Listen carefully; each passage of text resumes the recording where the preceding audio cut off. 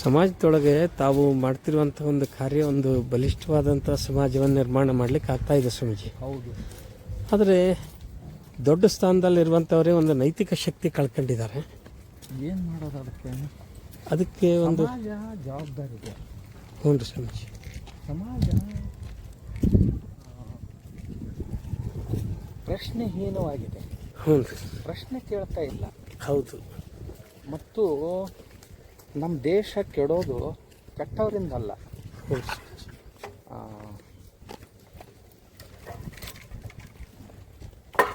ಬುದ್ಧಿವಂತರಿದ್ದೂ ಮೌನವಾಗಿರ್ತಾರಲ್ಲ, ಹ್ಞೂ ರೀ, ಅವರಿಂದ ದೇಶ ಹಾಳಾಗೋದು. ನಾವು ಯಾಕೆ ಮಾತಾಡೋದು, ಹ್ಞೂ ರೀ, ನಾವು ಯಾಕೆ ಕೇಳೋದು, ಅಥವಾ ಗೊತ್ತಿದ್ದೂ ಸಹಿತ ಒಳ್ಳೇದು ಅನ್ನಂಗಿಲ್ಲ, ಕೆಟ್ಟದ್ದಕ್ಕೆ ಕೆಟ್ಟದ್ದು ಅನ್ನಂಗಿಲ್ಲ. ಅಂದೇ ಇದ್ರೆ ಯಾವ ಸಮಾಜದ ಏಳಿಗೆನೂ ಆಗೋದಿಲ್ಲ ಅದರಿಂದ. ಇರದೇ ಇದ್ದರೆ ಕೆಟ್ಟದ್ದರ ಪ್ರಮಾಣ ಕಡಿಮೆ ಆಗಬೇಕು, ಒಳ್ಳೆಯದರ ಪ್ರಮಾಣ ಹೆಚ್ಚು. ಒಳ್ಳೆಯವ್ರು ಅಂದ್ರೆ ಪ್ರೋತ್ಸಾಹನ ಸಿಗುತ್ತಲ್ಲ, ಸಿಗುತ್ತೆ. ಕೆಟ್ಟದನ್ನ ಕೆಟ್ಟದು ಅಂತ ನಾವು ಗುರುತಿಸಿದೇವಿ ಅಂದ್ರೆ ಆ ಕೆಟ್ಟದ್ದು ಕಡಿಮೆ ಆಗುತ್ತೆ. ಆದರೆ ಈ ಮೂಕ ಜನ ಏನಿದಾರಲ್ಲ, ಬುದ್ಧಿವಂತರು, ಹೌದು, ತಿಳಿಯದವರು ಸರಿ, ತಿಳಿದವರಾದ್ರೂ ಏನಾದರೂ ಅಭಿವ್ಯಕ್ತಿ ಸ್ವಾತಂತ್ರ್ಯವನ್ನು ಬಳಸ್ಕೋಬೇಕಲ್ಲ. ಹೌದ್ರಿ. ಕನಿಷ್ಠ ಒಳ್ಳೇದನ್ನಕ್ಕೆ ಅದಕ್ಕೇನು ರೊಕ್ಕ ಹತ್ತೈತೋ, ರೂಪಾಯಿ ಹತ್ತೈತೋ, ಏನಿಲ್ಲ ಹೇಳೋದು, ಇನ್ನೇನಿಲ್ಲ, ಏನೂ ಹತ್ತಂಗಿಲ್ಲ. ಅದನ್ನು ಅನ್ಲಿಕ್ಕೆ ಸಮಾಜ ಇಲ್ಲ. ಅಷ್ಟು ನಾವು ಮೂಕರಾದೀವಿ ಅಂದ್ರೆ ಹೆಂಗೆ ಸಮಾಜ ನಡೆಯುತ್ತೆ ಒಂದು ಸಾರಿ ಈಗ ಅನಿಸುತ್ತೆ. ಹ್ಞೂ.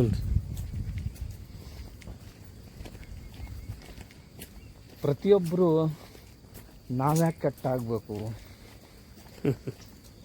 ಆಮೇಲೆ ಅವ್ರಿಗೆ ಯಾಕೆ ಅನ್ನೋದು, ಇವ್ರಿಗೆ ಯಾಕೆ ಅನ್ನೋದು, ಎಲ್ಲಿ ಅದನ್ನು ಪಾಲಿಸ್ಬೇಕು ಅಲ್ಲಿ ಅದನ್ನು ಪಾಲಿಸ್ಬೇಕು.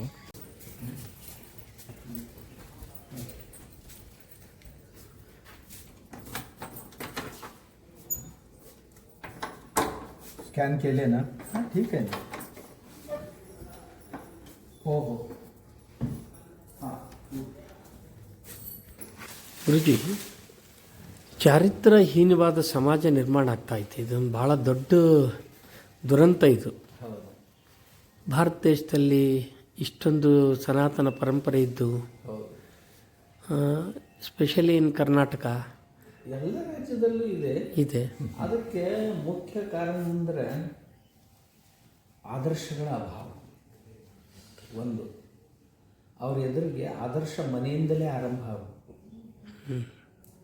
ನಾವೆಲ್ಲ ಬರೀ ಮಾರ್ಕ್ಸ್ವಾದಿಗಳನ್ನು ನಿರ್ಮಾಣ ಮಾಡೋದ್ರಲ್ಲೇ ಮಗ್ನವಾಗಿ. ಹೌದು. ಅಂದರೆ ಬರೀ ಮಾರ್ಕ್ಸ್ ಕರೆಕ್ಟ್.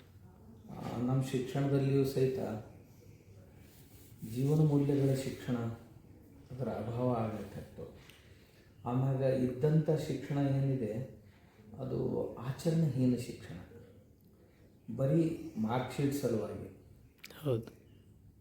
ಮೊದಲು ಆಚಾರ್ಯರನ್ನು ನೋಡಿ ಮಕ್ಕಳು ಕಲಿತಾ ಇದ್ರು, ತಂದೆ ತಾಯಿಗಳನ್ನು ನೋಡಿ ಕಲಿತಾ ಇದ್ರು. ಈಗ ನಾವು ಆದರ್ಶರಾಗಿದ್ದೇವೆ, ತಂದೆ ತಾಯಿಗಳು ವಿಚಾರ ಮಾಡೋದು, ನಮ್ಮ ಮಕ್ಕಳ ಎದುರಿಗೆ ಯಾವ ಆದರ್ಶ ನಾವು ಇಡ್ತಾ ಇದ್ದೀವಿ, ನಮ್ಮನ್ನು ನೋಡಿ ಕಲಿಯುವಂಥವು, ಅವುಗಳ ಸಂಖ್ಯೆ. ಈಗ ಮಕ್ಕಳಿಗೆ ಸೋಷಿಯಲ್ ಮೀಡಿಯಾ, ಈ ಟೆಲಿವಿಷನ್ ಮೀಡಿಯಾ ಇವು ಆದರ್ಶ ಆಗ್ತಾ ಇವೆ. ಅವುಗಳಲ್ಲಿ ದೊಡ್ಡ ಆಕ್ರಮಣ ಆಗ್ತಾ ಇದೆ. ಹೌದು, ಇದು ಬಹಳ ದೊಡ್ಡ ಪ್ರಶ್ನೆ, ಬಹಳ ದೊಡ್ಡ ಆಕ್ರಮಣ, ಸಾಂಸ್ಕೃತಿಕ ಆಕ್ರಮಣ ಅದರ ಮೇಲೆ ಆಗ್ತಾ ಇದೆ. ಹೌದು. ಅದನ್ನು ತಡೆಯೋ ಕೆಲಸ ಸರ್ಕಾರದ್ದು, ಅಥವಾ ಕೊಡೋದಾದರೂ ಸಹಿತ ಅದರ ಮೂಲಕ ಕೊಡಬೇಕು. ಅಷ್ಟು ದೊಡ್ಡ ಪ್ರಮಾಣದಲ್ಲಿ ಕೊಡ್ತಾರೆ. ಕೆಡಿಸುವುದಕ್ಕಾಗಿ ಎಷ್ಟು ಇದೆ ಅಲ್ಲ ಸಾಹಿತ್ಯ ಅವಕಾಶಗಳು, ಅದನ್ನು ನೀಡೋದಕ್ಕಾಗಿ ಕೊಡೋದಕ್ಕಾಗಿ ಅಷ್ಟು ಇಲ್ಲ ಅದರಲ್ಲಿ. ಅದನ್ನು ಆ ಮಾಧ್ಯಮದ ಮೂಲಕ ಕೊಡಬೇಕು, ಅದು ಅಷ್ಟು ಪ್ರಮಾಣದಲ್ಲಿ ಬರ್ತಾ ಇಲ್ಲ. ಇದೊಂದು ದೊಡ್ಡ ಅಭಾವ. ಆಮ್ಯಾಗ ಧಾರ್ಮಿಕ ಕ್ಷೇತ್ರದವರು ಏನು ತಮ್ಮ ಕೆಲಸ ಮಾಡಬೇಕಾಗಿತ್ತು ಅವ್ರು ಮಾಡ್ತಾ ಇಲ್ಲ.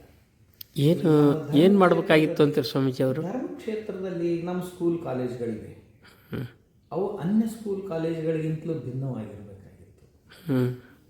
ಅಂದರೆ ಸಂಸ್ಕಾರಕ್ಷಮವಾದಂಥ ಶಿಕ್ಷಣವನ್ನು ನಾವು, ಶಿಕ್ಷಣ ಅದೇ ಇರಲಿ, ಅದ್ರ ಜೊತೆಗೆ ಇದು ಮಠದ ಶಾಲೆ, ಆಶ್ರಮದ ಶಾಲೆ ಅಂದಮೇಲೆ ಇಲ್ಲಿ ಕೆಲವೊಂದು ವಿಶೇಷ ಏನಾದರೂ ನಾವು ಕೊಡಬೇಕಾಗಿತ್ತು. ಕಾಲೇಜು ಅಥವಾ ಸ್ಕೂಲ್ನಲ್ಲಿ.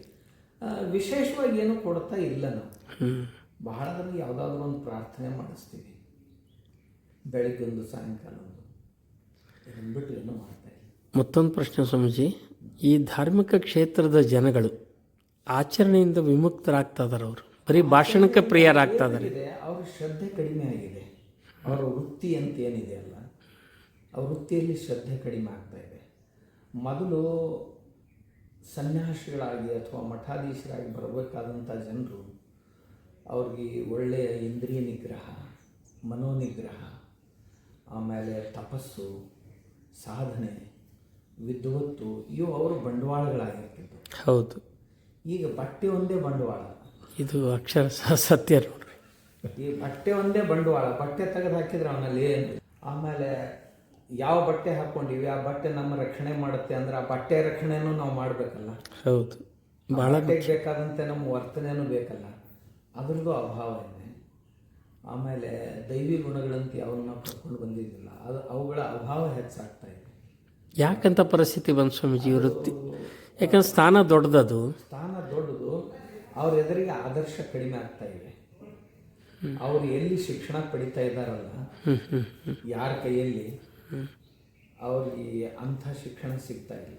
ಅವರು ನೋಡಿ ಕಲಿ ಮಾಡಿ ಕಲಿ ಅಂತ ಏನು ಅಂತೀವಲ್ಲ ನಾವು ಸಾಮಾನ್ಯ ಭಾಷೆಯಲ್ಲಿ, ಹೌದು, ಅವ್ರಿಗೆ ನೋಡಲಿಕ್ಕೆ ಏನೋ ಸಿಗ್ತಾ ಇಲ್ಲೋ ಏನೋ ಅನ್ಸುತ್ತೆ. ಆಮೇಲೆ ಅಂಥದ್ದನ್ನೇ ನೋಡಿ ಅವರು ಅದೇ ರೀತಿ ಆಗ್ತಾ ಇದ್ದಾರೆ. ಭಯ ಪಡಬಾರ್ದು. ಒಳ್ಳೆ ಸಮಾಜ ನಿರ್ಮಾಣ ಆಗುವಾಗ ಭಯ ಪಡಬಾರ್ದು. ಮತ್ತು ಕೇಳುವಂಥ ವ್ಯಕ್ತಿನೂ ಸಹಿತ ಅಷ್ಟೇ ಸಮರ್ಥನಾಗಿರ್ಬೇಕು. ಹೌದು, ಚಾರಿತ್ರ್ಯವಂತನಾಗಿರ್ಬೇಕು. ಖಂಡಿತ. ಮಾತನಾಡುವ ವ್ಯಕ್ತಿ, ಮತ್ತೊಬ್ಬರಿಗೆ ಕಲಿಸುವ ವ್ಯಕ್ತಿ ನೈತಿಕತೆಯಿಂದ ಕೂಡಿರದೇ ಇದ್ದರೆ ಅವನ ಮಾತಿಗೆ ಬೆಲೆ ಬರೋದಿಲ್ಲ. ಮತ್ತು ಇರದೇ ಇದ್ದರೆ ಪಾತ್ರದಕ್ಕೆ ಪತಿವ್ರತ ಧರ್ಮದ ಪ್ರಚಾರ ಮಾಡಿದಂಗೆ ಆಗ್ತಾರೆ. ಇವತ್ತಂತೂ ಹಾಗೇ ನಡೆದಿದೆ. ಸಚ್ಚಾರಿತ್ರ್ಯ ನಿರ್ಮಾಣ ಮಾಡುವಂಥ ನಿಟ್ಟಿನೊಳಗೆ ತಮ್ಮ ಗುರುಕುಲದೊಳಗೆ ತಮ್ಮ ಶಾಲೆಗಳಲ್ಲಿ ಯಾವ ರೀತಿ ಪ್ರಕ್ರಿಯೆಗಳನ್ನು ನಡೆಸಿರಿ? ನಾವು ನಮ್ಮ ಮಠದಲ್ಲಿ ಎಲ್ರಿಗೂ ಗುರುಕುಲದಲ್ಲಿ ನಾವು ಎಷ್ಟು ಜನರಿಗೆ ಪ್ರವೇಶ ಕೊಡ್ಲಿಕ್ಕೆ ಸಾಧ್ಯ? 100-200 ಮಕ್ಕಳು ನಮ್ಮಲ್ಲಿ ಇರ್ತಾವೆ. ಅವ್ರಿಗಂತೂ ನಾವು ಎಲ್ಲವನ್ನೂ ಕಲಿಸ್ತೀವಿ. ಏನು ಅಂದರೆ ನಮ್ಮ ಸಂಸ್ಕೃತಿಯ ವಿವಿಧ ಮುಖಗಳ ದರ್ಶನ ಮಾಡಿಸ್ತೀವಿ. ಭಾರತೀಯ ಸಂಸ್ಕೃತಿಯ ವಿವಿಧ ಮುಖಗಳ ದರ್ಶನ ಮತ್ತು ಅದನ್ನು ಪ್ರಾಯೋಗಿಕವಾಗಿ ಹೇಗೆ ಮಾಡಲಿಕ್ಕೆ ಸಾಧ್ಯ. ಆಮೇಲೆ ತಪ್ಪಿದಾಗ ಮಕ್ಕಳು ತಪ್ಪಿದ್ರು ಅಂತ ಹೇಳುವಂಥ ಸಾಮರ್ಥ್ಯ ಆಚಾರ್ಯರಲ್ಲಿರಬೇಕು, ತಂದೆ ತಾಯಿಗಳಲ್ಲಿರಬೇಕು. ಇವತ್ತು ಮಕ್ಕಳು ತಪ್ಪಿದ್ರು ಸಹಿತ ತಂದೆ ತಾಯಿಗಳು ಭಯ ಪಟ್ಕೊಳ್ತಾ ಇದ್ದಾರೆ. ನಾನು ಏನಾದರೂ ಅಂದರೆ ಇವನೇನಾದರೂ ಸುಸೈಡ್ ಮಾಡ್ಕೊಂಡ್ರೆ ಏನು ಮಾಡೋದು? ಹೌದು. ಅಂದರೆ ಅಷ್ಟು ಆತ ನನ್ನ ಸೂಕ್ಷ್ಮತೆಗೆ ಇದು ಮಾಡಿ ತಂದಿಟ್ಬಿಟ್ಟಿದ್ದಾರೆ. ಹೌದು. ಅವನಲ್ಲಿ ಏನು ಕಾಠಿಣ್ಯ ಬೇಕಲ್ಲ, ಅದು ಇಲ್ಲ. ಆತ್ಮಬಲ ಕೂಗ್ತಾ ಇದೆ. ಆತ್ಮಬಲ ಒಂದಾಯಿತು, ಇನ್ನೊಂದು ದೈಹಿಕ ಬಲನೂ ಇಲ್ಲ. ಅದನ್ನು ಅಂದರೆ ಚಳಿ ಸಹಿಸ್ಕೊಳ್ಬೇಕು, ಮಳೆ ಸಹಿಸ್ಕೊಳ್ಬೇಕು, ಬಿಸಿಲು ಸಹಿಸ್ಕೊಳ್ಬೇಕು, ಆ ರೀತಿ ಯಾವ ಇದೂ ಇಲ್ಲ. ಮಗುವಿಗೆಲ್ಲ 2 ಕಣ್ಣು ಬಿಟ್ಟರೆ ಉಳಿದೆಲ್ಲ ಮುಚ್ಚಿ ಹಾಕಿಬಿಡ್ತೀವಿ. ಅದು ಹೇಗೆ ಚಳಿಯನ್ನು ಸಹಿಸ್ಕೊಳ್ಳೋದು? ಆಮೇಲೆ ಸ್ವಲ್ಪ ಏನೋ ಈಗ AC ಒಳಗೆ ಬೆಳೀತಾ ಇದ್ದೀವಿ, ಏನೋ ಬಿಸಿಲು ಸಹನ ಆಗ್ತಾ ಇಲ್ಲ. ಈ ಶರೀರಕ್ಕೆ ನಿಸರ್ಗ ಒಂದು ವೇಳೆ ನಿಸರ್ಗಕ್ಕೆ ಶರೀರ ಹೊಂದ್ಕೊಳ್ಳಿಲ್ಲ ಅಂದ್ರೆ ಬರೀ ಆರ್ಟಿಫಿಷಿಯಲ್ನಲ್ಲಿ ದೈಹಿಕ ಬಲ ಕುಗ್ಗುತ್ತದೆ. ದೈಹಿಕ ಬಲ ಕುಗ್ಗಿತು ಅಂತಂದ್ರೆ ಅದ್ರ ಮೇಲೇನ ಎಲ್ಲ ಬೌದ್ಧಿಕನೂ ಅವಲಂಬಿಸ್ಕೊಂಡಿರುತ್ತೆ, ಅದ್ರ ಮೇಲೇನ ಮಾನಸಿಕವಾಗಿ ವಿಶ್ವ ಅವಲಂಬಿಸ್ಕೊಂಡು ಅವು ಎರಡೂ ಅಫೆಕ್ಟ್ ಆಗ್ತಾವೆ. ಅದನ್ನು ಆಮೇಲೆ ನಾನು ಹೇಳಿದ್ನಲ್ಲ, ಅದಕ್ಕಾಗಿ ನಮ್ಮ ಹಬ್ಬ ಹರಿದಿನಗಳನ್ನು ಯಾಕೆ ಮಾಡಿದ್ದಾರೆ, ಆಮೇಲೆ ಸಂಸ್ಕಾರಗಳನ್ನು ಯಾಕೆ ಮಾಡಿದ್ದಾರೆ, ಷೋಡಶ ಸಂಸ್ಕಾರಗಳು, ಅವುಗಳ ಮಹತ್ವ ಏನು. ಆ ನಂತರ ನಮ್ಮ ಈ ಇತಿಹಾಸ ಗ್ರಂಥಗಳು, ಪುರಾಣ ಗ್ರಂಥಗಳು, ಆಮೇಲೆ ಹಿರಿಯರ ಚರಿತ್ರೆಗಳು ಇವು ನೈತಿಕ ಪಾಠ ಕಲಿಸ್ಲಿಕ್ಕೆ ಬಹಳ ಮುಖ್ಯ. ಯಾವುದಾದ್ರೂ ಆದರ್ಶ ಅವ್ರಿಗೆ ಎದುರಿಗೆ ಕೊಡಬೇಕು. ಅದು ಕೊಡದೇ ಇದ್ದರೆ ಹೇಗೆ? ಕತ್ತಲಿನಲ್ಲಿ ಏನು ಮಾಡಲಿಕ್ಕೆ ಕೊಡಬೇಕು. ಅದರಲ್ಲಿ ನಾವು ಕಡಿಮೆ ಆಗ್ತಾ ಇದ್ದೀವಿ ಅನ್ನೋ ಅನಿಸುತ್ತೆ. ಆದರೆ ನಮ್ಮ ಗುರುಕುಲದಲ್ಲಿ ಮಾಡ್ತೀವಿ. ಆಮೇಲೆ ಸಾಮಾನ್ಯರಿಗಾಗಿಯೂ ಸಹಿತ ನಾವು ಒಂದು 10 ದಿವಸದ ಶಿಬಿರ, ಸಣ್ಣ ಮಕ್ಕಳಿಗಾಗಿ 10 ದಿವಸದ ಶಿಬಿರ ಯುವಕರಿಗಾಗಿ ಮಾಡ್ತೀವಿ. ಯುವಕರಿಗಾಗಿ ಯಾವ ಸಮಯದಲ್ಲಿ ಮಾಡ್ತೀರಿ? ದೀಪಾವಳಿಗೆ ನಮ್ಮಲ್ಲಿ ಸೂಟಿ ಕೊಡುತ್ತೆ. ತಮ್ಮಲ್ಲಿ ಕರ್ನಾಟಕದಲ್ಲಿ ದಸರಾ ಕೊಡ್ತಾರೆ, ನಮ್ಮಲ್ಲಿ ದೀಪಾವಳಿ ಅವಾಗ 10 ದಿವಸ ನಾವು 10 ರಿಂದ 15 ವರ್ಷದ ಮಕ್ಕಳನ್ನ 10 ಮೇಲ್ಪಟ್ಟು 15 ಒಳಗೆ ಓಕೆ 10 ದಿವಸ ಇಲ್ಲೇ ಇಟ್ಕೊಂಡು ಅವ್ರಿಗೆ ನಾವು ಇದು ಕೊಡ್ತೀವಿ. ಆಮೇಲೆ ಈ ಬೇಸಿಗೆ ಸೂಟಿಯಲ್ಲಿ ಮೇ ತಿಂಗಳಿನಲ್ಲಿ ಮೇ 15 ರಿಂದ 25ರವರೆಗೆ 15 ರಿಂದ ಮೇಲ್ಪಟ್ಟು 30ರವರೆಗೆ ನಾವು ಅವರಿಗೆ ಶಿಬಿರ ಇಡ್ತೀವಿ. ಇದು ಅದರಲ್ಲಿ ದೈಹಿಕನೂ ಇರುತ್ತೆ, ಬೌದ್ಧಿಕನೂ ಇರುತ್ತೆ ಮತ್ತು ಭಾವನಿಕ ಮಾನಸಿಕನೂ ಇರುತ್ತೆ.